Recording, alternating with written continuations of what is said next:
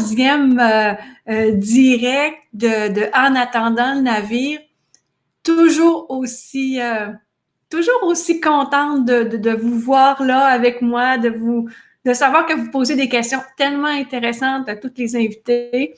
On est ici pour s'inspirer, comprendre l'industrie des croisières, puis et surtout explorer, hein, parce que comme vous voyez, je vois des fois à ceux qui travaillent sur les navires, je suis dans les métiers croisière très, très spécifique, mais des fois, je suis vraiment sur un métier dans l'univers des voyages parce que, comme je dis souvent, l'univers des croisières, c'est toute qu'une chaîne logistique.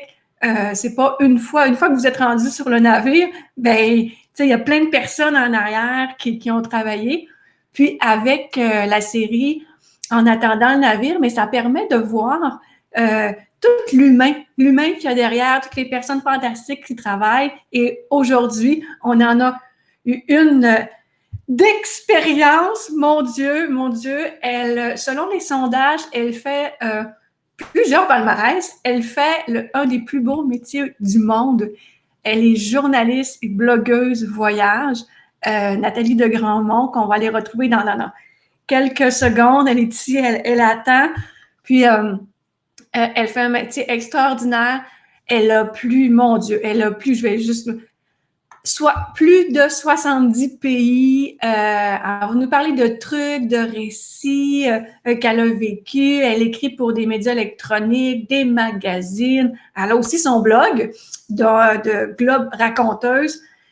Elle est là. Je vais la faire venir si vous êtes bien d'accord. Je vous invite aussi à mettre vos questions.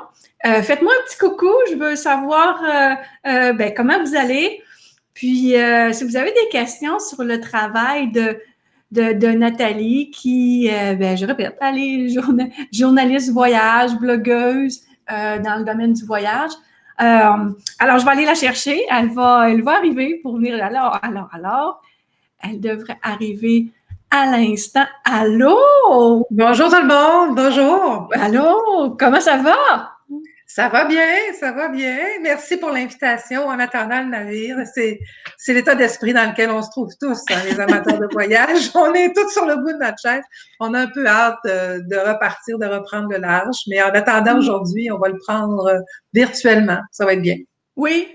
Puis ça fait du bien. Ça nous donne un Oui. coup de pep pour nous inspirer après ça.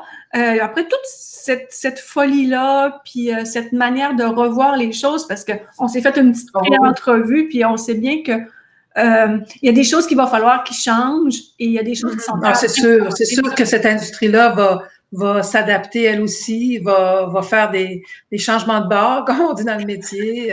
Ils voudront certainement pas mourir, ça c'est certain. Non. Donc ils vont s'ajuster et trouver des façons de nous ramener à bord et nous rassurer aussi sur la sécurité et puis le reste. Oui, ça c'est certain. Ils travaillent très fort. Puis toi, écoute, j'ai dit que tu étais, oui, bien sûr, journaliste, blogueuse. Tu fais des accompagnements. Tu en as fait des croisières aussi. Oui, j'ai fait une bonne douzaine de croisières, mais très, très différentes les unes des autres, parce que l'univers des croisières, tu l'as dit au début, c'est très vaste, hein, et puis il y a croisières et croisières, il y a des croisières en mer, et puis là, Caraïbes, Méditerranée, Baltique, Adriatique. Il y a aussi des croisières fluviales, ça c'est autre chose. Là, on est vraiment dans plus du slow tourism, là, c'est vraiment quelque chose de autre. Et puis il y a des croisières aussi dans des lieux aussi exotiques que les Galapagos ou le Nil en Égypte. Donc vraiment visiter par l'eau, c'est pas d'hier. Et puis, mais c'est sûr que l'industrie des croisières a gagné beaucoup d'importance. Les bateaux n'ont pas cessé de grandir depuis une décennie. Moi, je me souviens d'avoir été invitée à l'inauguration d'un bateau de Royal Caribbean qui, à l'époque, était le plus gros, mais je pense qu'il a été battu quelques mois plus tard. Donc, vous voyez, il y a vraiment une surenchère. Mais ça risque de changer. On risque d'atteindre peut-être une limite en termes de grosseur de bateaux et de passagers pour retrouver une certaine qualité plutôt que la quantité de passagers aussi. C'est vraiment. Puis tu sais, je disais 70 pays. Oui, pas tous par la mer, mais parce que moi, j'ai commencé à voyager, j'ai commencé à faire ce métier-là il y a 25 ans. Ça va faire 25 ans cet été que je suis devenue journaliste, chroniqueur de tourisme. Merci. Ça a commencé, j'ai cogné aux portes d'une station de radio en disant que je voulais être chroniqueur tourisme. À l'époque, ça existait même pas. Il fallait que je justifie pourquoi j'avais envie de parler de tourisme toutes les semaines. Et il y avait de quoi raconter toutes les semaines, des petites sorties aux pommes en famille jusqu'aux voyages plus exotiques. Et j'ai vraiment bâti mon métier petit à petit comme ça. Et ensuite, des magazines se sont tournés vers moi, ont demandé à avoir des textes.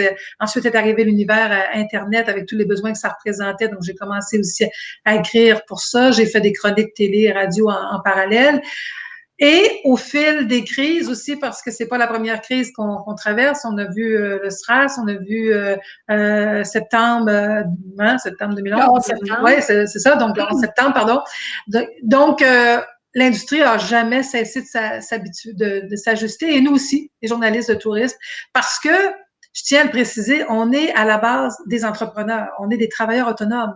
Alors que la majorité de nous ne travaille pas pour un journal en particulier ou on n'est pas attitré à un magazine en particulier. On est un peu notre matière, ce qu'on vend, c'est des histoires de tourisme. Mais et après, il faut trouver nos clients et les gens qui peuvent être susceptibles d'avoir envie d'acheter ça. Donc, on est des raconteurs. Moi, c'est pour ça que j'ai appelé mon blog Globe Raconteuse. C'est vraiment ça, des raconteurs. Avoir un talent de raconter en mots et en images et en vidéo, si possible aussi maintenant. Donc, c'est ça le métier. Moi, je dis souvent aussi à la blague que je suis une touriste professionnelle, c'est-à-dire que je m'amuse à essayer de glaner le plus possible d'informations, des adresses de restaurants, des adresses d'hôtels, des trucs, et me mettre à la place de plusieurs personnes. Oh oui, c'est beaucoup de choses. Donc, ce qu'un touriste moyen voit en 3 jours, moi, je le vois en une journée. Donc, c'est vraiment un concentré, un peu de touriste professionnel.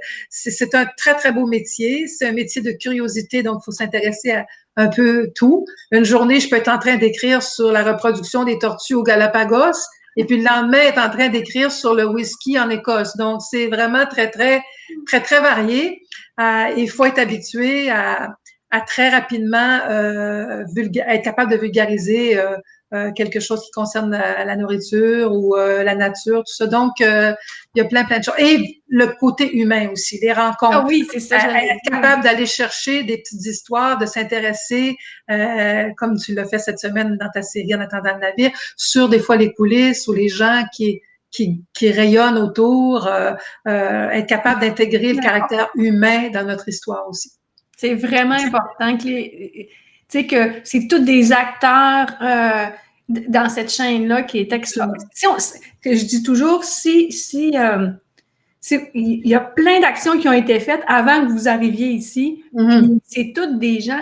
Quand je prends exemple, avant d'arriver sur un navire, mettons qu'ils sont en rotation, embarquement, débarquement, mm-hmm. Mais ils se dépêchent, c'est tout le navire qui s'anime, là, on nettoie les cabines, on prépare l'embarquement, le débarquement, les vallées, le nanana. Fait que, ça fait que c'est tout l'humain qui est derrière, puis le projet de justement, en attendant le navire, je voulais vraiment le mettre de l'avant. Et c'est si important.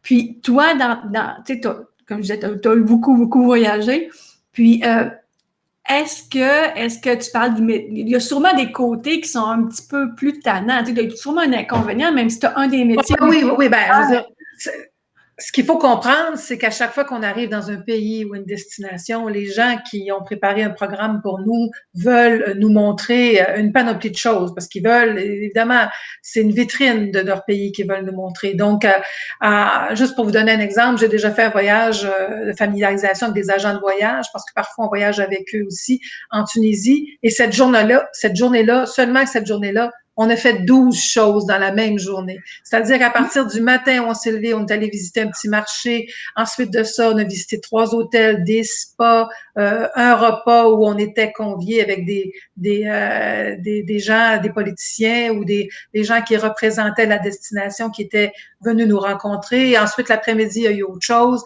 Et ça s'est terminé à 10 heures le soir avec un spectacle. Donc, 12 ou 13 items dans une seule journée.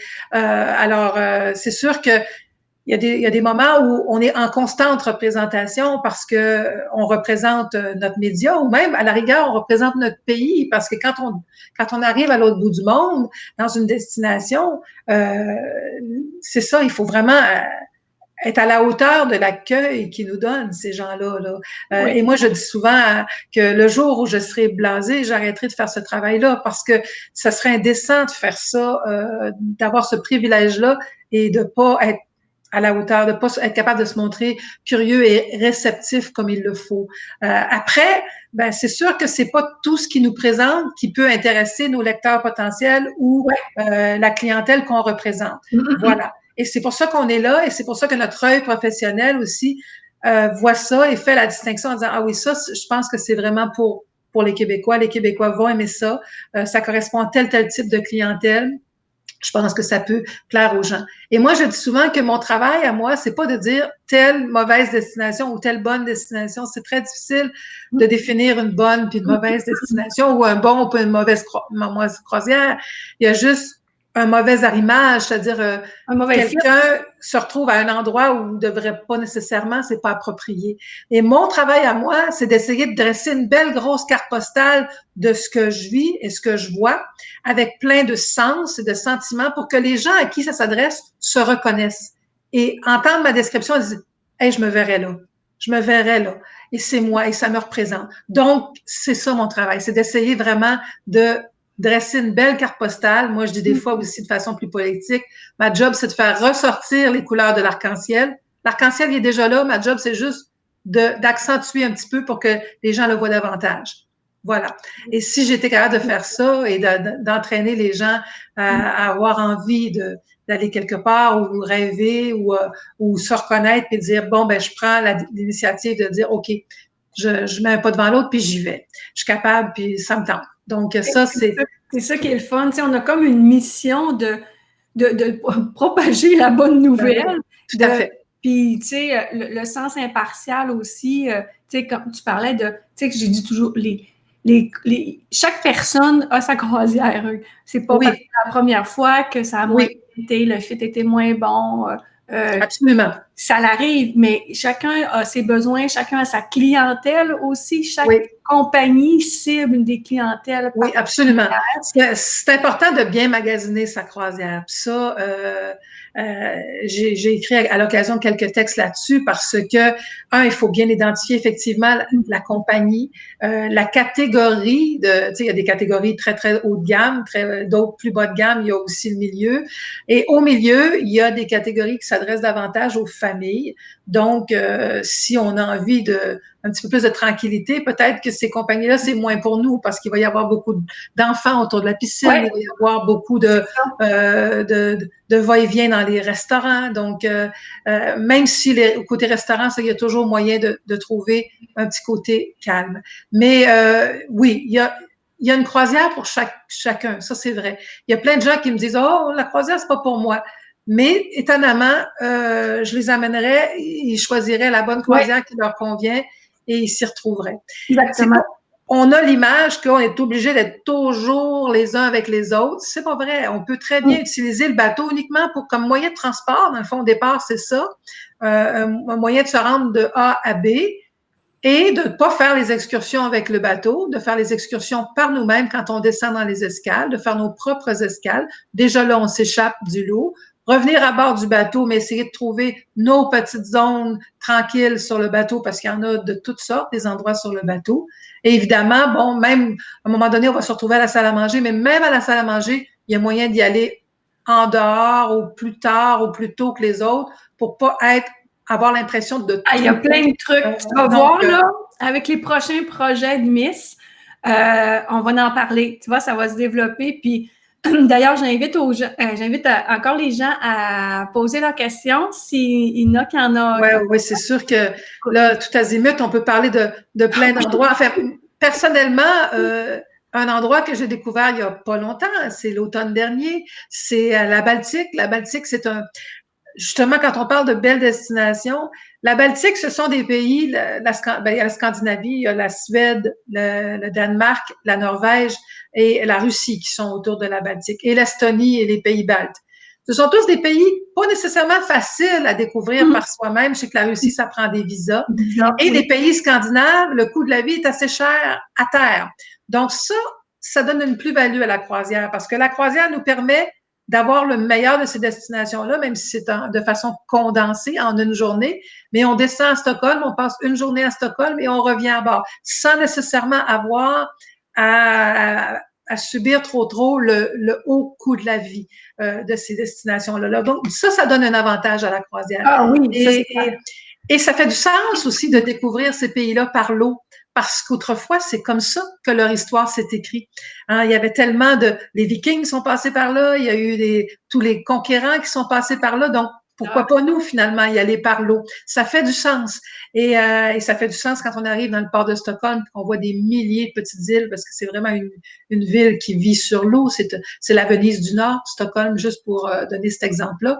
Il y a la vraie Venise aussi, mais elle, bon, elle a eu des problèmes peut-être de trop de navires de croisière. Et c'est vrai que maintenant, les navires de croisière doivent être un peu plus loin de la place Saint-Marc. C'est normal, parce que sinon, ça crée trop de mouvements et c'est dommageable pour la vieille ville là, qui est déjà tellement fragile. C'est une ville sur pilotis.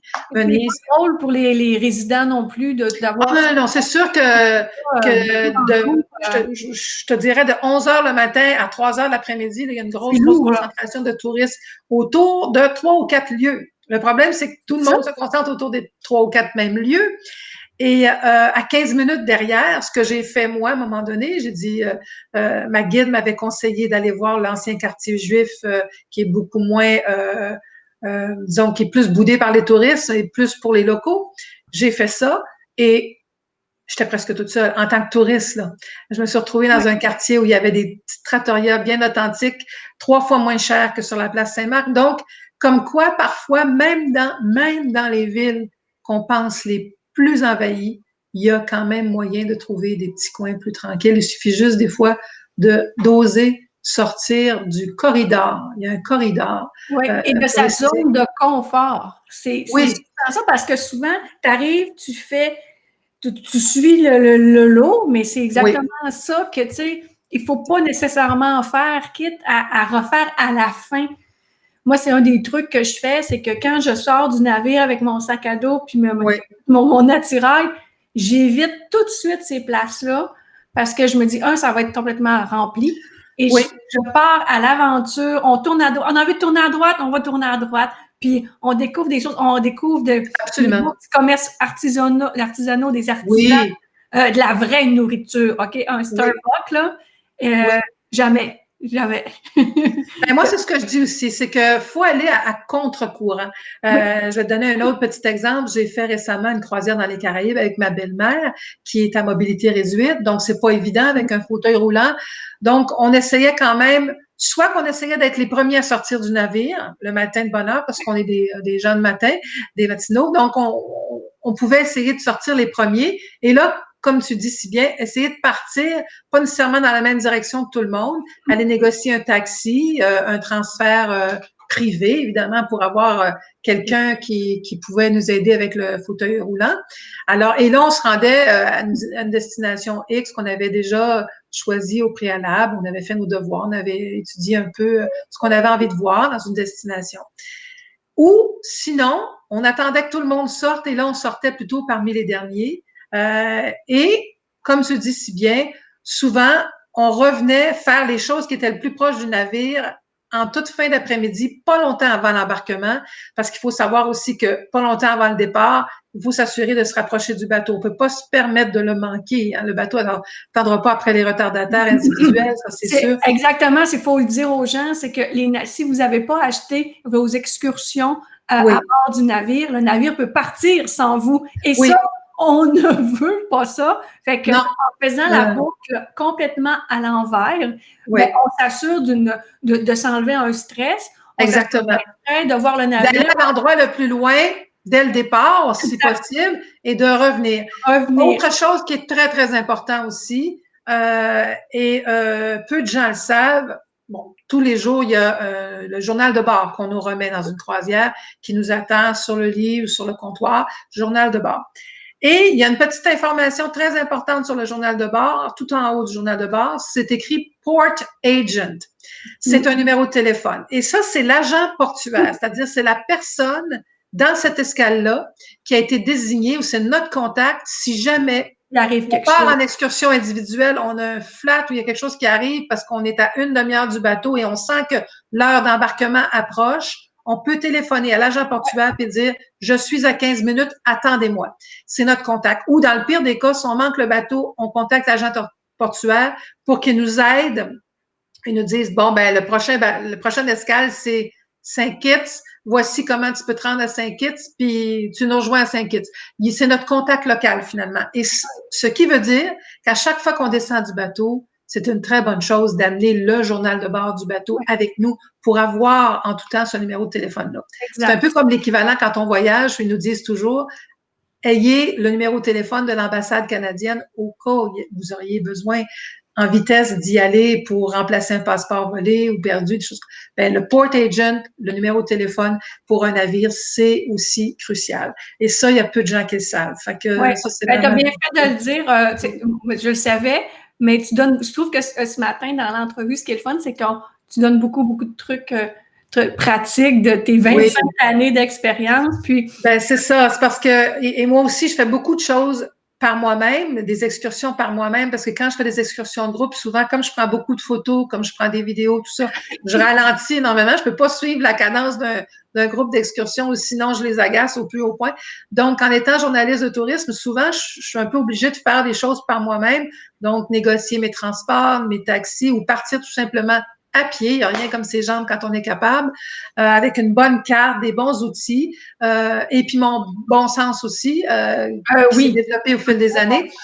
Et partir explorer et te laisser surprendre aussi. Comme tu le disais tantôt, moi je dis souvent aux gens, essayez d'aller manger localement aussi, ne serait-ce que pour encourager l'économie locale, parce que le reproche qu'on fait souvent en croisière, et c'est en partie vrai, c'est d'accoster à ces destinations-là et de n'absolument pas investir dans l'économie locale. Voilà. Donc, et ça peut être différent. Pour y avoir été récemment dans les Caraïbes et avoir parlé avec des collègues guides, parce que je suis aussi guide à Montréal, ils me disaient, c'est sûr, il y a énormément de gens qui vivent de l'arrivée de ces bateaux de croisière-là. Après, reste à nous à être des touristes intelligents, puis d'essayer justement de les payer à juste comme ça vaut. Et puis de faire appel à des petites compagnies privées ou de faire un petit tour gourmand dans une ville, même si c'est à pied, d'aller découvrir un petit chocolatier local, un petit distillerie de rhum dans les Caraïbes et ainsi de suite. C'est toujours plaisant, hein, jamais, tu sais, oui. On se fait pas trop tard d'un bras pour aller visiter une distillerie de rhum. D'habitude, ça va très, très bien, ça. D'autant plus que c'est pas nous autres qui conduisons le bateau, hein, donc... Et par contre, ce qui est frustrant un petit peu, c'est qu'on peut ramener de l'alcool à bord des bateaux, mais là, soyez pas surpris, ils vont vous les confisquer. Voilà. Ils vont vous les confisquer, ils vont vous les remettre à la sortie. Ça, c'est un peu normal parce que là, quand vous êtes à bord du bateau, ils veulent que vous consommiez leurs produits. Cela dit, moi, des fois, quand le bateau part à 6 heures, ben, je vais prendre mon apéro à 5 heures localement sur le quai, juste avant d'embarquer. Je triche un peu. Je vais prendre mon premier apéro local en demandant d'emblée dans le petit café ou le petit bar où on arrive, c'est quoi le drink local? C'est-tu le petit punch ici ou c'est-tu le Killing Pain dans le cas de Tortola? Et donc, il y a toutes sortes de petits drinks locaux ou votre verre de vin ou votre bière. Ensuite, sur le bateau, ben là, c'est la soirée sur le bateau qui commence. Sur le bateau, il y a aussi plein de trucs pour que les gens ignorent parfois. Il suffit d'acheter une bouteille de vin en restaurant et ils vont vous la garder d'une soirée à l'autre. Vous n'êtes pas obligé de consommer toute la bouteille de vin le soir même. Ils sont équipés pour les mettre dans des frigos avec votre nom. Puis dès que vous revenez le lendemain, votre serveur attitré va vous ramener votre bouteille. Donc, ça évite surconsommation parce que les prix peuvent monter très vite à bord des bateaux, ça c'est sûr. Le temps file, Nathalie, Caroline devine, 25. Oh oui, oui. Je vais lire parce Est-ce qu'on a des bonnes questions? Oui. On a Claude Éric qui était mon Oui. premier invité cette semaine. Salut Claude Éric. Et je vais lire le restant du commentaire. Très bonne suggestion. Je dis toujours, parce que lui, il a chanté sur les navires de croisière. Ah je vais oui. situer pour ceux qui, ça fait 21 ans qu'il fait ça. Fait que, il y en a des trucs aussi. Je dis toujours à ceux qui voyagent sur les bateaux, les navires, que vous pouvez également prendre une photo avec votre téléphone. Exactement. Ça aussi. C'est un autre truc, c'est de la voir avec soi, c'est nice. On a des beaux commentaires qui sont... Oui, autre chose que je fais souvent avec mon téléphone aussi, c'est que je vais prendre des photos. Si j'ai peur de me perdre, par exemple, je prends une rue ou si si j'ai laissé ma voiture, dans le cas d'une voiture de location, si j'ai laissé ma voiture au coin une telle et une telle, je vais photographier le panneau. Je vais photographier un point de repère. Comme ça, c'est à un moment donné, 15 minutes plus tard ou à la fin de la journée, je me souviens plus où était ma voiture. Je peux toujours montrer un local, je peux toujours aller voir un local et dire, regarde, ma voiture est là, au coin de telle rue, peux-tu m'aider à me rediriger? Le téléphone, il peut vraiment nous rendre service aussi pour photographier des repères, un petit peu comme c'est qui donc qui laissait tomber ses pierres pour se retrouver là. C'est le pousset. Voilà, comme le petit pousset, mais le téléphone, il fait un petit peu office de ça aussi quand on part en voyage, exactement. Il y a Marie-Ève qui dit moins pratique quand Ah on oui, manque de là, batterie. ça c'est vrai, Marie-Ève, ça c'est vrai. Moi, ça m'arrive assez souvent aussi. Comme quoi, il faut toujours garder sa tête aussi, puis si possible, une petite carte de destination. De traîner un petit pack. Un power pack, ah oui, ça c'est un beau cadeau à faire à quelqu'un qui aime voyager. Oui. Un petit gadget qu'on pense pas s'offrir, des petits power packs ou un bon sac à dos, parce qu'un bon sac à dos de jour, ça fait toute la différence à la fin de la journée dans notre fatigue, je trouve. Ulysse, l'éditeur québécois Ulysse fait aussi des bons outils des ressources. Je vais vous en montrer deux là, rapidement. Comme ça, croisière en Méditerranée, il y a un petit peu sur chacune des escales et des petits trucs généraux. Donc ça, à la rigueur, si on traîne un bouquin, on traîne celui-là, puis il y a un petit peu toutes les escales avec des petites cartes. C'est fort utile. Il y a la même chose pour les Caraïbes, croisière dans les Caraïbes. Donc, c'est vraiment des petites bibles très utiles et c'est un éditeur québécois. Hein, puis en ce moment, on a vraiment envie d'encourager aussi nos Québécois. Cela dit, il y a plein de compagnies québécoises aussi. Je tiens à rassurer les gens qui ont envie de faire une croisière.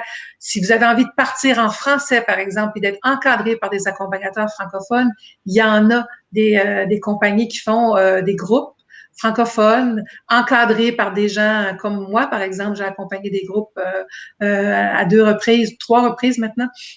Donc, ça existe. Il y a aussi des compagnies européennes qui font des croisières fluviales en français. Il y a aussi des croisières thématiques pour les gens qui aiment plus les vins, la gourmandise, la musique. J'ai fait une croisière musicale une fois avec ma mère sur le Danube. Ça a été génial parce qu'il y avait des concerts tous les jours. Donc ça, c'est vraiment aussi des variantes de l'univers des croisières qui existent. Je ne sais pas si tu as eu le temps de voir, il y a Julie qui dit MapMe. C'est une application gratuite qu'elle a trouvée. Absolument. Moi, j'utilise un petit peu moins les applications parce que je suis un petit peu techno nounoun, là, des fois. Là. Donc, mais parce que je suis d'une autre génération aussi, j'ai vraiment appris à voyager avec des guides, mais oui, absolument. Il existe des belles applications et des fois, si je suis avec des amis ou un beau-frère, une belle-sœur qui disent hey, moi j'ai ça fait un autre outil de plus qui se rajoute. Je ne sais pas si Julie peut nous dire si on a besoin de données cellulaires, si on peut simplement la télécharger sur nos téléphones. Puis il y a des choses qui je sais qu'il y a des choses qui se téléchargent offline avant de partir parce que c'est sûr que le problème sur les bateaux, c'est qu'il ne faut pas compter sur le Wi-Fi. Ça, je tiens à préciser. Des fois, on essaie de vous vendre des forfaits Internet pour les navires. Faut se méfier parce que en général, vous allez avoir le sentiment que vous n'en avez pas pour votre argent parce que l'Internet est pas rapide sur les bateaux et si vous avez payé très cher pour un forfait, vous n'aurez pas... Je vais te relancer là-dessus parce que quand j'ai fait ma croisière au temps des fêtes, on était sur le Caribbean Princess. Puis c'était la première fois que j'avais mon médaillon, puis on avait pris le forfait Internet. Puis je me suis dit, bon, OK, je suis là pour essayer, c'est mon travail. Oui, oui, oui. Puis, sérieux, là, rien à dire, on était capable d'écouter du Netflix. Ah bon, ben tant mieux, parce que encore là, c'est une question d'heures. Il faut vraiment aller sur le web à des heures un peu à contre-courant des autres parce que sinon, ça peut être lent. Mais je sais que moi, j'avais des passagers sur les dernières croisières qui étaient un petit peu frustrés parce qu'ils disaient, j'ai à peine le temps de prendre mes courriels, puis j'arrive à la fin de mon forfait ou des choses comme ça. Donc, la bonne nouvelle, c'est que maintenant, de plus en plus, dans toutes les escales, ne serait-ce que pour le personnel qui travaille à bord des navires, et ça, mon ami pourrait nous le confirmer, souvent le personnel prend ses courriels tout de suite en escale au port. Il y a des zones Wi-Fi, donc on peut aller prendre rapidement, downloader nos courriels puis les lire après plus tard sur le bateau. Ça, c'est très utile aussi pour ceux qui... Julie a dit pour le fameux application MapMe, dans le fond, il faut la télécharger avant. C'est sûr, c'est sûr. C'est mieux avant de partir parce que sinon, sur place, oui, la carte avant de partir. Et oui, c'est offline. Par la suite, ben, tu sais, Merci.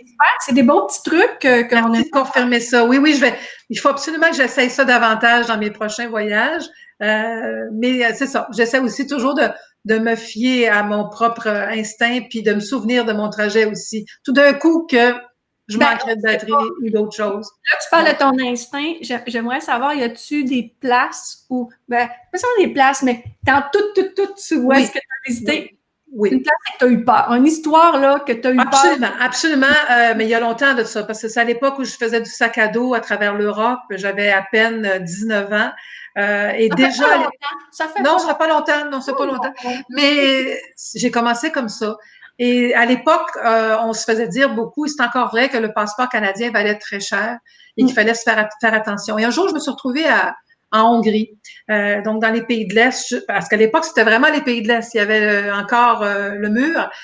Et je me suis fait entraîner par quelqu'un qui nous disait qu'il voulait nous faire visiter un quartier, Et à un moment donné, on s'est retrouvés, moi et une autre Américaine, coincés dans un café. Ils nous ont parqué là un peu en disant, on va revenir vous voir, bougez pas. Et là, il y a quelque chose, là, mon instinct me disait, il y a quelque chose qui va pas là. C'est pas normal. On a suivi quelqu'un, on est rendu dans un quartier qu'on connaît pas bien. Qu'est-ce qui se passe? Non. Et là, tout de suite, on a quitté. On n'a même pas attendu qu'ils reviennent. On s'est dit, il y a quelque chose de louche ici. La petite voix parlait. La petite voix parlait. Depuis ce temps-là, j'ai toujours ou presque sur moi une carte d'affaires de l'hôtel où je séjourne. C'est la première chose que je prends en arrivant. En m'enregistrant, je tends la main, je prends une carte d'affaires, une carte de la ville. Je la mets dans ma poche. Parce que si on part explorer, souvent on vient juste d'arriver dans une ville, donc on n'a pas encore pris nos repères. Et si à un moment donné, on sent que cette petite voix-là à l'intérieur, là, je pense que je suis rendue dans un quartier où je ne devais pas aller, tu sautes dans un taxi, tu montres au taxi la carte d'affaires, tu reviens. Voilà. Il faut faire confiance à sa petite voix aussi parce que, et évidemment, bon, une femme qui voyage beaucoup seule apprend aussi à développer d'autres instincts et à se protéger. Ça pourra faire l'objet d'une autre discussion à un moment donné. Oui, ça, je pourrais en parler parce que voyager en solo quand on est une femme, c'est sûr qu'il faut apprendre à développer des façons de voyager. Moi, je voyage beaucoup de jours, mais quand la nuit tombe, en général, dans la plupart des destinations, et ça peut être vrai aussi en Amérique du Nord et même en Europe, quand la nuit tombe, en général, je deviens plus conservatrice et je rentre au bercail, je rentre à l'intérieur. Et si je ressors en soirée, ça va être en taxi, aller-retour. Je vais pas nécessairement marcher dans les rues seule, surtout si je connais pas bien le quartier. Mais ça fait du sens un peu partout. C'est vrai aussi ici, chez nous. Donc, mais ça ne veut pas dire qu'il faut s'en priver pour autant, parce que le voyage en solo, ça peut être vraiment le fun aussi. C'est pas nécessairement approprié pour les croisières, parce que là, les croisières, voyager en solo, ça peut coûter assez cher, parce qu'une cabine seule, c'est cher, même si il y a justement des compagnies qui commencent à proposer de plus en plus des cabines solo. Mais il faut calculer nos affaires. Oui, mais ça commence. Ça, c'est encore juste au début. Mais sinon, il faut pas s'en priver pour autant parce que quand on voyage seul, on s'ouvre aux autres et les gens viennent nous voir et s'engagent des conversations.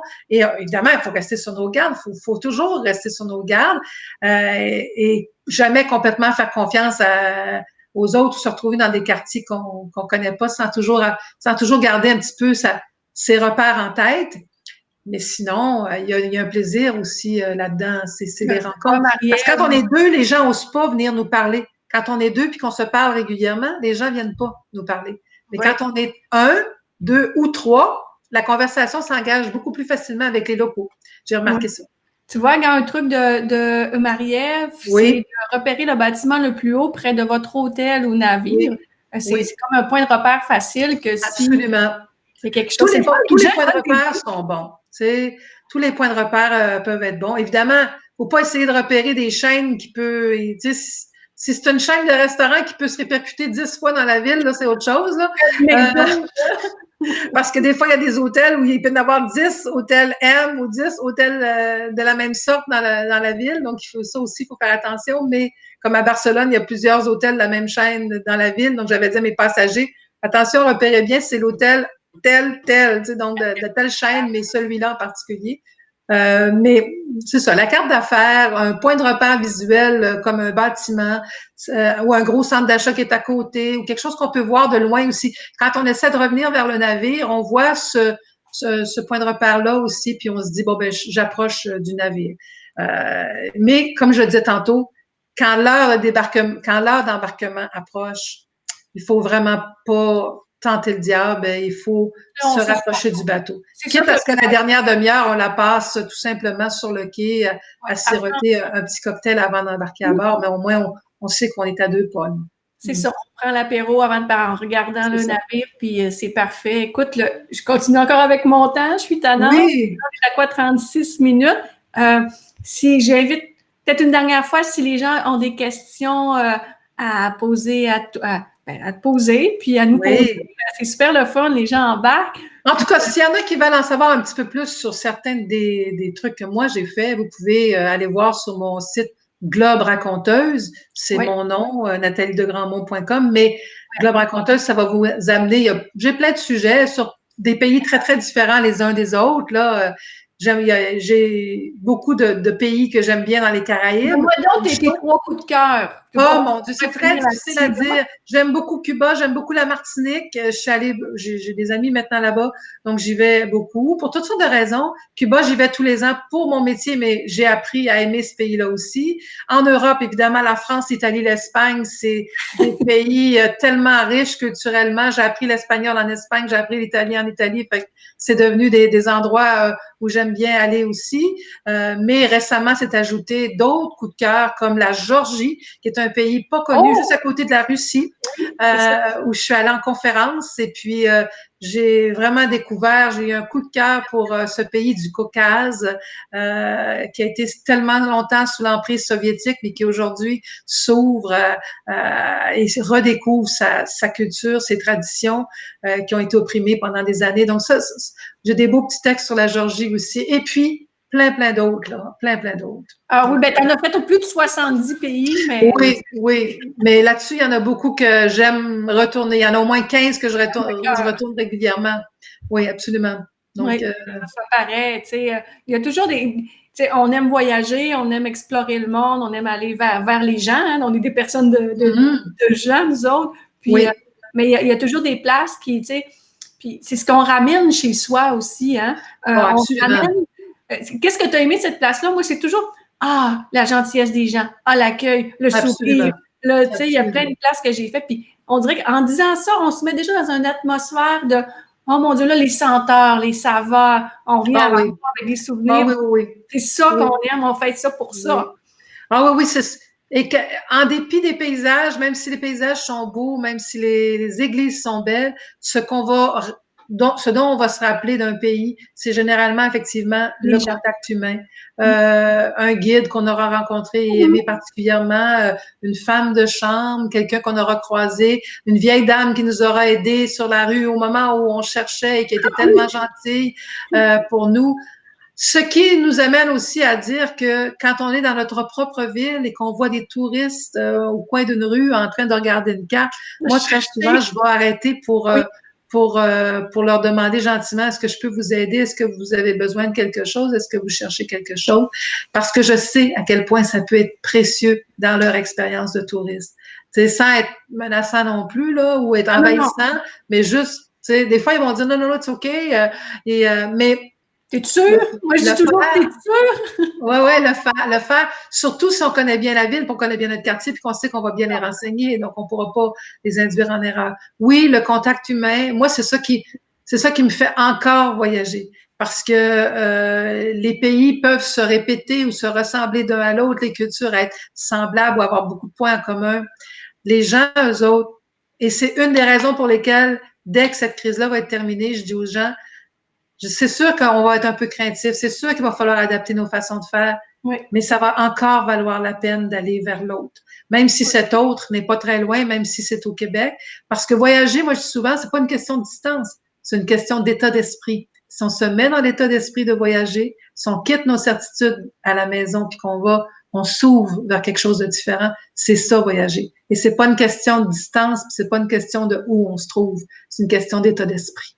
Donc, puis ça, exactement, bravo. C'est exactement ça que, tu sais, quand on passe, mettons que on peut pas sortir en passant les frontières, mettons, cet été. Tu sais, ça nous empêche. On essaiera de se mettre à jouer les touristes dans notre propre province. C'est le temps. Et puis s'ouvrir à l'autre et s'ouvrir à la différence, même si c'est la région d'à côté. C'est la même démarche que quand on part à l'international.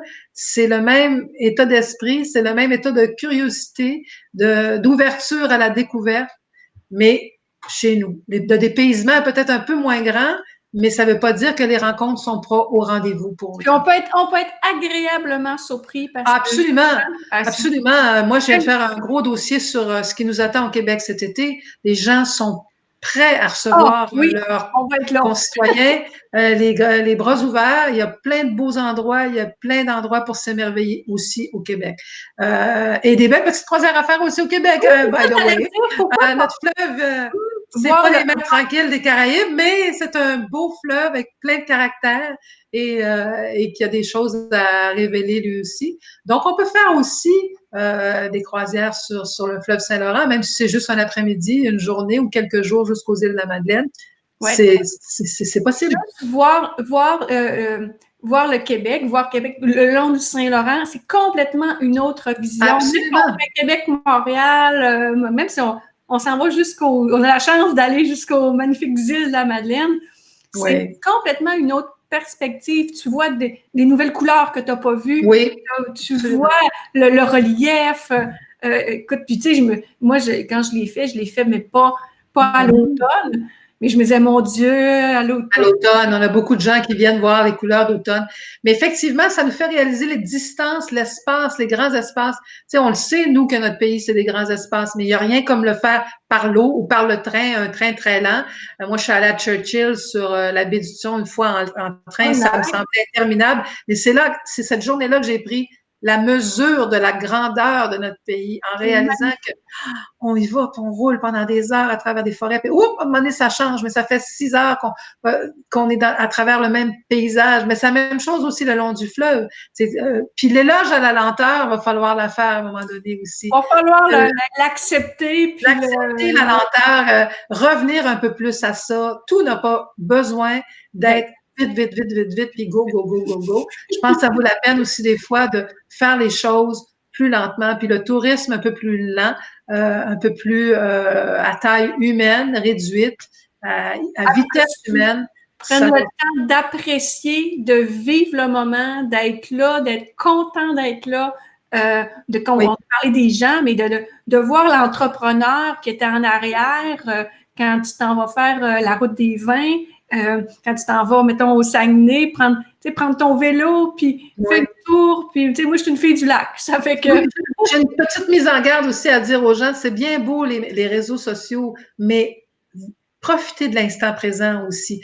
Prenez des photos, c'est beau, mais ne passez pas tout votre temps précieux sur votre téléphone à ne faire qu'envoyer vos photos. Prenez le temps de le vivre, l'endroit où vous êtes. Prenez le temps de vous en imprégner aussi. Pas juste de prendre une photo rapide puis envoyer ça aux amis, puis après ça, passer au suivant. Non. Prenez le temps c'est ça, encore une fois, un peu l'éloge de la lenteur, parce Oui. qu'il faut trouver là-dedans un équilibre. Et je pense qu'avec l'ère des médias sociaux, on est en train de perdre ça un petit peu aussi. On est en train de passer à travers un checklist, puis comme si c'était une question d'urgence, Ouais, et ou j'ai l'impression qu'on ne prend pas le temps de assez s'imprégner de ce qu'on vit au moment présent où on le vit. puis Donc, ramener, tu sais, on parlait tu sais, si on passe l'été au Québec, tu sais, d'aller voir les producteurs locaux, de ramener les oui, produits. bien Fait que sûr, quand, bien on va sûr. avoir le même système que quand tantôt on parlait de notre distillerie de rhum, mettons en Ah, oui, Martinique.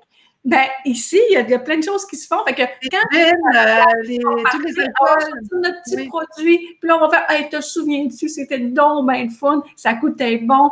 Puis, écoute, Ah oui, il y a plein de bons petits producteurs à découvrir maintenant. C'est incroyable, c'est florissant. Et eux vont avoir le droit d'ouvrir cet été, je suis pas mal sûre. Là.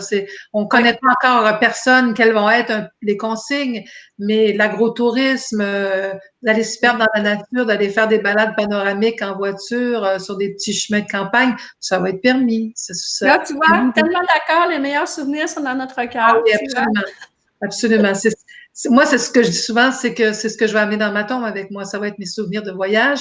Quand les gens me disent oui, mais où tu trouves tout l'argent pour faire ces voyages-là, je ne le sais pas. Mais non, mais quand c'est une passion, quand c'est plus qu'un loisir, c'est une passion, et que moi, j'accorde pas beaucoup d'importance aux acquisitions matérielles. Il suffit de venir chez moi pour comprendre ça tout de suite, parce que c'est l'immatériel que je vais amener avec moi dans ma tombe. C'est pas du matériel, ça va être des souvenirs de voyage. Des sages paroles. Écoute, mais t'es tellement inspirante. Je trouve que c'est le fun de t'entendre parler. On pourrait jaser pendant, mon Ah oui, Dieu. oui, absolument. Oui. On pourrait jaser. On se reprendra, on en fera d'autres. Mais merci pour l'invitation. Et puis, toi aussi, donnes des beaux conseils sur ton site. Fait que j'incite les gens à continuer de te suivre. Et puis, rêver maintenant, voyager plus tard. On est en pleine campagne de ça, c'est Voilà. vrai. Donc, Voilà. il n'est jamais trop tard pour rêver. Puis un voyage, ça commence toujours par une petite étape. C'est doucement la planification, c'est le germe du rêve. C'est comme ça que ça commence, même si c'est réalisé plus tard. Oui. Voilà. Ben écoute, sur ces belles paroles, je te remercie d'avoir pris de ton précieux temps de, Merci. de nous avoir Merci à partagé tout le monde pour les questions et les ton réactions. univers à toi. Tu sais, c'est vraiment le fun. C'est sûr, j'incite les gens à te suivre. Ceux qui ne te connaissaient pas, ben, ils te connaissent. Puis, écoute, il y a sûrement des beaux projets qu'on pourrait certainement faire ensemble. Ça, c'est certain. On va regarder ça plus tard. Fait que je te dis Absolument. bye-bye. Puis, je dis aux gens de ne pas hésiter d'aller regarder ta page, puis de te suivre sur les réseaux sociaux. Oui. Merci beaucoup tout le Salut, monde. bye! Bye-bye! Voilà, mon Dieu, hein? Ouh! On en a-tu appris des affaires? Oh là! C'est vraiment une grande richesse. C'est ce que je retiens de cet entretien-là. Grande richesse, une femme très humaine qui connaît très bien son métier de journaliste et de blogueuse voyage. Très, très, très lucide. Hein? On n'est pas dans le pays des licornes, mais il faut suivre les beaux conseils qu'elle nous a donnés. Moi, demain, c'est plus une surprise. Je vous garde un invité surprise, un sujet surprise. Restez sur la page de Miss Croisière, la page Facebook, c'est là que je mets les invités qui s'en viennent. Si vous êtes inscrit, je dis toujours ça, si vous êtes inscrit sur l'infolette, vous allez aujourd'hui recevoir vers 17 heures le planning du restant de la série En attendant le navire. Et je vous dis encore merci. Merci d'être là. Belle question, interaction. C'est exactement ça que je veux faire. Super intéressant. Je vous dis merci. Je vous souhaite une excellente journée. Faites attention à vous. Faites attention à votre famille. C'est si important. Bref, je vous embrasse. On se voit demain pour un sujet mystère. On va dire ça comme ça. Bye!